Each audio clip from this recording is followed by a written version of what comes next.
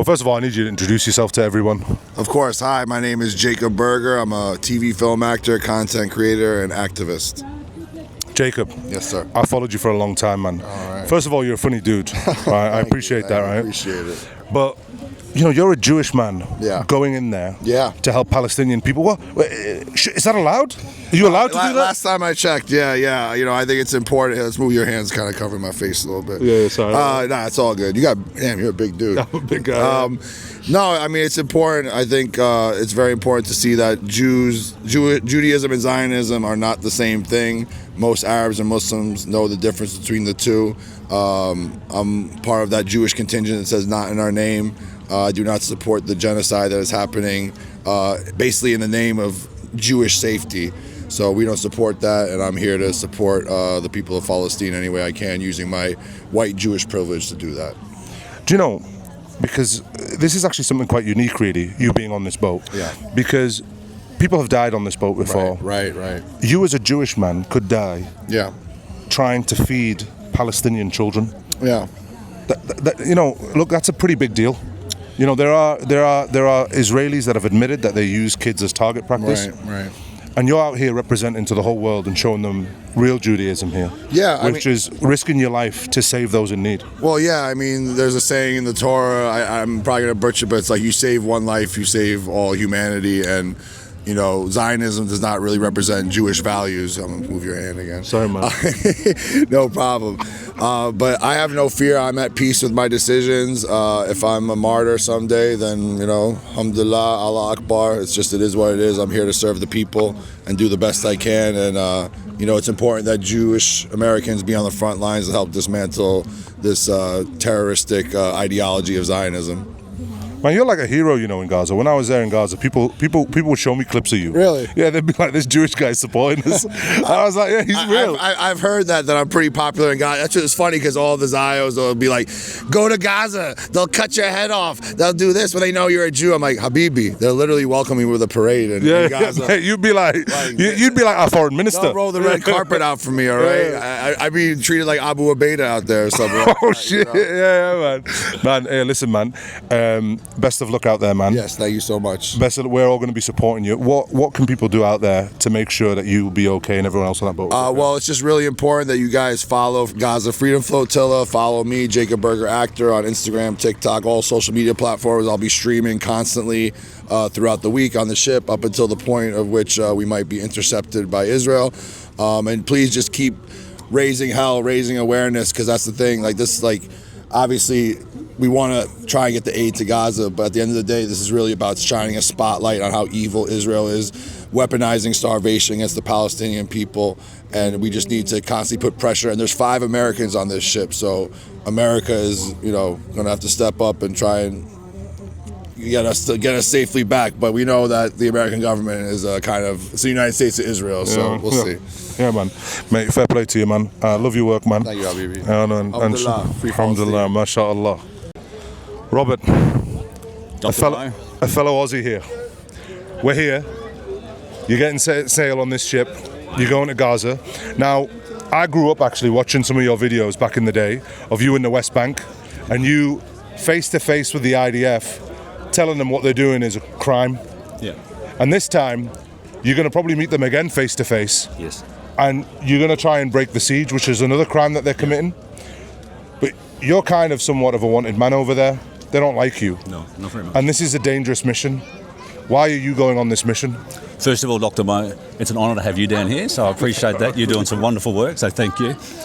People ask why I'm going. People ask how I can leave my children. Yeah. But out of billions of people in the world, my life has put me in the position where I'm in a position to be invited on this boat. Yep. I couldn't look at my kids and say that I didn't do it. Yep. I have a responsibility to do this. Right. Because I know that the Freedom Flotilla can make a difference. Yep. It can make an absolute difference, and it will.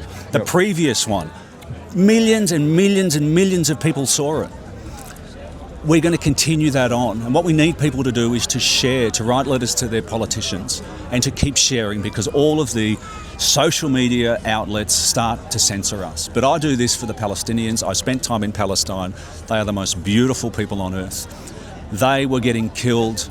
They were having their kids shot. They were having their land stolen. And when I was over there, all they worried about was me, my well-being. Yeah. All they wanted me was to be able to go around the world and talk about Palestine. And so we've got to start talking about the Palestinians as they are, which is human beings. We've got to stop demonising, and one day they will be free. Well, that's amazing, man. Look, our government in Australia, they're not doing much. Nothing. Do you not worry that if you get on this ship and you get taken in by the Israelis, locked in solitary confinement, that our government will not do enough to get you out and get you home safely? I don't worry about it because I don't believe that they will do enough. And what will happen is it'll show that they're complicit with Israel. Not only is this a British ship, we'll get arrested in international waters and they'll get away with it. Yeah. And then I will get locked up. I will get locked up in solitary confinement for a while, and it will be proof that the Australian government does not care. It would rather side with Israel than one of its own. And that gives me leverage. So I expect it, and I don't fear it at all. Well, listen, man, Robert, you're a brave man. You know, you've done this more than once now where you're venturing in over there. You'll probably get a 100-year ban. Well, I've got a lifetime ban. So the 100-year one is a little bit longer. So You'll probably get a lifetime ban. But listen, man, what you're doing is a brave thing. What everyone here is doing is a brave thing. How can people follow you? You can Google me at Robert Martin and then start following my Instagram and my Facebook. That'd be fantastic. But you also need to Freedom Flotilla Coalition. If you Google that, you will come up with all the links under Google and all of the search engines and start following and sharing. The Israeli government and other media outlets will put false information out. That's what they tend to do. Yep. You need to follow the Freedom Flotilla Coalition to get the accurate information, and that is very, very important. But what keeps us safe is eyeballs.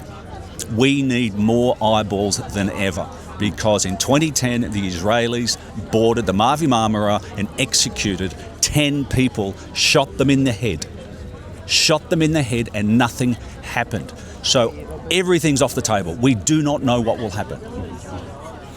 Mate, I wish you the best of luck, man, and hopefully we'll be back in Melbourne. Yes. All right. Hopefully we'll be going to Palestine. Hopefully we'll be bread and having a great time in a free Palestine. Inshallah, man. I pray for that day, man, soon.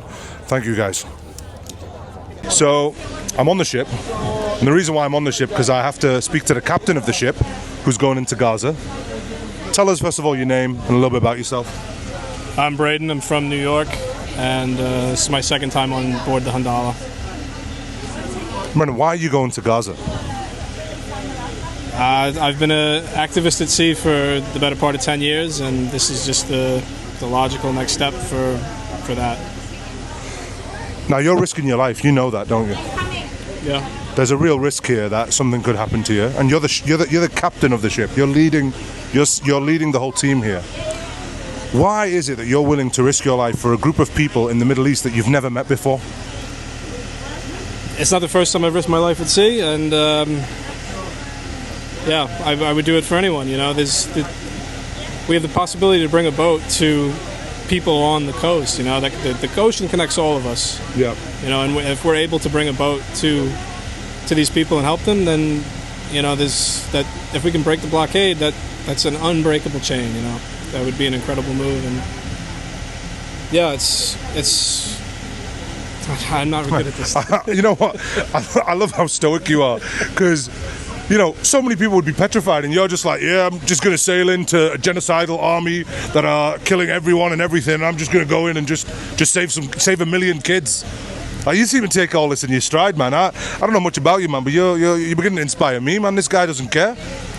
I care, you know. It's intimidating, but you know, it's every time you go to sea, you risk your life. So this is, in my eyes, is no more risky than sailing up in the north of Alaska or crossing the ocean. It's, you know, hopefully there's going to be so many eyes on us that, you know, that'll keep us safe. And you know. Well, listen, man, what you're doing is amazing. It's not just amazing; it's actually heroic, man. And fair play to you.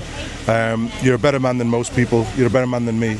And I'm sure those million kids in Gaza appreciate what you're trying to do. So thank you, man. Yeah. Thank you, Doctor. I appreciate you. So, here we set sail again. We've got a new crew this time. Tell me, a little bit about yourself, who you are, and why you're setting sail when, you know, you're probably going to get kidnapped or a drone might bomb the ship. Why are you going to go to Gaza? Well, first of all, my name is Yazan Isa. I am Palestinian, third generation in exile. We are here to represent the free people of the world, the people who said no to refused the complicity of Western governments, the people who have a conscience and do not accept the genocides to happen in their names. And we, the ones on board here, we do understand how difficult this one's gonna be, but we can tell you for sure this doesn't compare one bit to what's going on in Gaza right now. And what we're trying to do is not only break the siege on Gaza, but we're also breaking the siege of fear that has been imposed on us, that has been dictated and facilitated by the Zionist entity to try to stop us from fighting back. And by us challenging this siege, by us trying to challenge this system, we open the road, an open corridor for humanitarian aid to reach Gaza. Amazing, man, amazing. But look, this is a very human thing. I mean, you're going to go on this boat with some people that you've never met before, and you're all putting your lives in each other's hands, and you're sailing into danger. You could get killed. That is a real possibility. How do you feel about that? First of all, mentioning the comrades that with me on sea, out of billions of people, there are 18 of us gathered by the same values, the same conscience, and the same righteousness, going on that boat, trying to break the siege on Gaza. That's something, you know, looking into each other's eyes, we can give each other strength. So yes, fear is a possibility, but that's not something that stops us. Because you know what fears me more than the possibilities that we might face at sea? Is the feeling of helplessness that we have been feeling, we as the free people, the past year and a half, sitting there and wishing we had the chance to do something. And now being able to do something, this is the strength, the transformation from fear to anger and now to power, which gets reinforced within ourselves, the 18 of us on the ship. Listen, man, honestly, I wish you the best of luck. I know how scary and dangerous this is. You're a brave man for doing this, and I'm sure there's millions of people around the world that are watching intently in what you're doing, and they hope that you can be the one that breaks the siege. And I think it'd be amazing as a Palestinian for you to be the one that breaks the siege. That's for sure. But let me tell you, the only difference between me here and you guys out there is just watching and keeping an eye and not looking away at the atrocities that's going on in Gaza. At some point, I made a promise to myself that I'll try as much as I can to do a change in this world. And you, just by looking and watching what's going on, I promise you, you will be sitting here next to me on the next mission, going to break the siege on Gaza. And that's if we don't break the siege this time. Inshallah, man. Inshallah. Best of luck, man. Best of luck. Right. I need you to introduce yourself to the whole world, because you're going on this boat as well, aren't you? Yes, sir. Tell us a little bit about yourself and tell us why you're going on this boat. Yeah, I'm Chris Smalls. I'm the founder of the Amazon Labor Union, the first union in American history for Amazon workers, representing Staten Island, New York. And I'm going on this boat because as a labor leader, it's our responsibility to be a shield for the working class, and that doesn't exclude Palestinian people.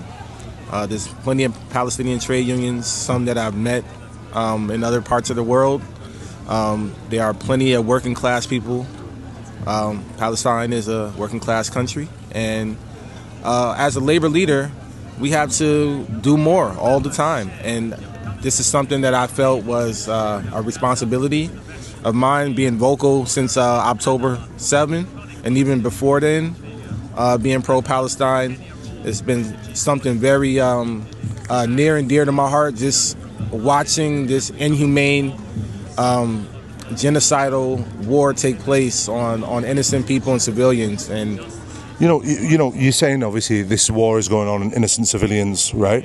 You know that they don't follow by any humanitarian laws. Right. You're sailing on an unarmed ship carrying baby formula. Yeah. They've killed people before on these ships, right? There's a real danger here. How do you feel about that? Well, I can't imagine what Palestinian people are going through every day. So the fear of death It's real. It's really it's there. It's potent. But at the end of the day, I come from a country that's not too. Is very familiar with death as well. America is no different than any other colonial state, and for me as a black man in America, I always had a target on my back since I was born, and that's something that I also carry along with my fight, is that I'm a person of color. I am a black man that led something very powerful in America, and to be on international waters and to expand this fight and struggle shows international solidarity. And death comes a part of the territory, but I made my peace, and I'm at peace, and I'm in good spirits. I'm not fearing the outcome. It's interesting that you say as a black man, because the liberation of Palestine and African American history has been interconnected. Yes. And African history with black people has been interconnected with Nelson Mandela, Malcolm X. Yeah. Did that ever play a part in this? Oh, 100%. It's funny you brought up Nelson Mandela, because I just got off the phone with my lawyer, who I didn't tell that I was going, but I had to tell her today, and she was working on Nelson Mandela's campaign back in the early 90s, and so it's all connected, and Malcolm X is obviously somebody who I look up to and admire greatly, and all the civil rights leaders of the past, our ancestors, they all had to do something that really solidified their work and their legacy, and I hope that when it's all said and done, that people will remember that we was on the right side of history. Listen, man, I appreciate that, and I appreciate what you're doing, because you're not a Palestinian. I don't know if you're Muslim or not. No, I wish I was, but you know what? We all Palestinian. Yeah. But that's the thing, like, you're risking your life for people that you've probably, you've never probably been there before, or maybe you have. No, I haven't. And you're risking your life to help these people, and that's a noble thing that you're doing, and that's a brave thing, and I'm sure there's millions of people around the world that appreciate what you're doing, and I'm sure there's a million children in Gaza right now that are appreciating you trying to break that siege and trying to save those children, because ultimately that's what we're trying to do. We're trying to save these kids. That's right. I want to get to Gaza so bad it hurts, and I'm gonna use anything in my power with my platform. Once again, we have 5 Americans on here, including the captain. We have really big platforms, and we want to use them, and we want to apply pressure on our government, whose tax dollars is funding this genocide. We want to give some leverage back to the working class and to the people, and let them know that Americans don't want this to happen anymore. And hopefully, we'll make some traction and change the narrative. I appreciate everything you're doing, bro, man. No doubt. Thank you, man. Hopefully we'll see you on the shores in Gaza, right. handing out that food to those kids. Hopefully that's the next time we see you. Absolutely. Tiago, you scared us for a very long time, right? Don't do that again. Okay? Well, actually do that again. We need you out there again. But Tiago, man, what was it like when you were kidnapped on international waters? It's always very tough, Mo, because we know that we had you and we had the whole world watching for us. Mm-hmm. But at that moment, it was us and Zionist soldiers that have been committing war crimes for 2 years non-stop, and their forefathers for 8 decades of genocide and ethnic cleansing. So we knew we had to de-escalate that situation, and we knew we had to keep our dignity as well. So they would try to threaten us, and we would not cooperate. And when we would go into their court hearings, into their judges, and would say the very same thing, that Israel has been committing genocide and ethnic cleansing for 8 decades, has structured itself into an apartheid colonial state, and is being ruled by a racist and supremacist ideology called Zionism. And that's been putting Gaza under siege for 18 years, and has been committing the most horrific escalation of genocide for the last 2 years.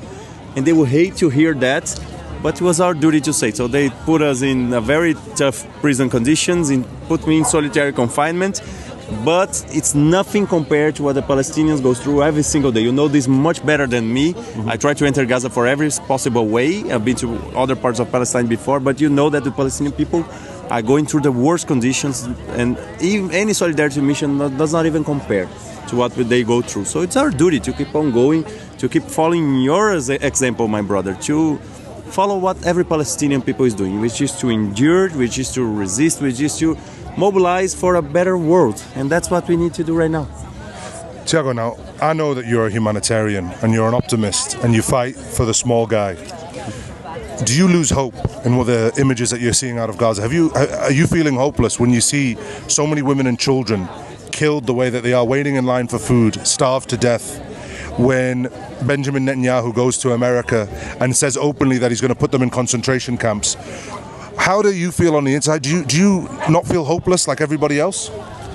It's tough because every children that dies in Palestine, a little bit of us dies together. A little bit of humanity dies with every single Palestinian, especially in Gaza. But if we look at the history of anti-colonial struggle, we know that despite this huge, unimaginable cost, in the end, when the people start this long march to freedom and the whole world supports that, that's something that no oppressive regime can stop. So we see that the suffering is huge, huge, huge. But the Palestinian people are in the hearts of the majority of 8 billion people planet. So there's no way Israel can stop this long march to freedom. So that's why whenever things get very hard, I remember that the most oppressive regimes eventually they fell. Like the apartheid in South Africa, like Nazism, like fascism, like colonialism in the global south as a whole. And they all seemed invincible, Mo. They all seemed like they could not be stopped, but eventually they all fell. And that's why I know that the Palestinian people will be free. And despite this huge, unimaginable cost, we will be able to see the Palestinian people living what they all deserve, which is the right to live in peace, to live happiness, to live with their way of life in their community, in their sumud. So yes, I'm hopeful because I've seen history happening many, many times. And that's what we need to keep on moving. Because it happens not because it's written somewhere. It happens because people do not stop supporting, do not stop moving towards liberation. That's what we need to do right now. So no matter what happens, no matter what we see, we keep moving forward. And you know, you're a testament to that because you've only just been released a few weeks ago and you're already back in Italy supporting the next flotilla. What message do you have for those guys on the flotilla? What advice would you give them? Just keep on sailing no matter what. They will threaten you, they will do the worst things, they will do psychological warfare. Continue doing what the historical calling of our generation mandates us to do, which is to be solidarity with the Palestinian people, which is to not to be complicit with genocide, which is to be a little ant in this small work but connected to millions and billions of people in the world becomes something huge. The Palestinian people are changing the history of humanity and we are very honored to be part of this. I'm sure these people on the Handala are also very honored as well. Tiago, man, you're a legend, man, and hopefully I'll be coming down to Brazil. Yes. You know what I mean? We'll get some acai bowls together and we'll have a good time, all right? And I'm still wearing your kufiyya. And mine too. You know, it's been through solitary confinement. Really? Man, our kufiyas have been around the world, eh? Yeah. All right, nice one. All right, Tiago, man. We'll see you soon, hopefully. Yes, we will.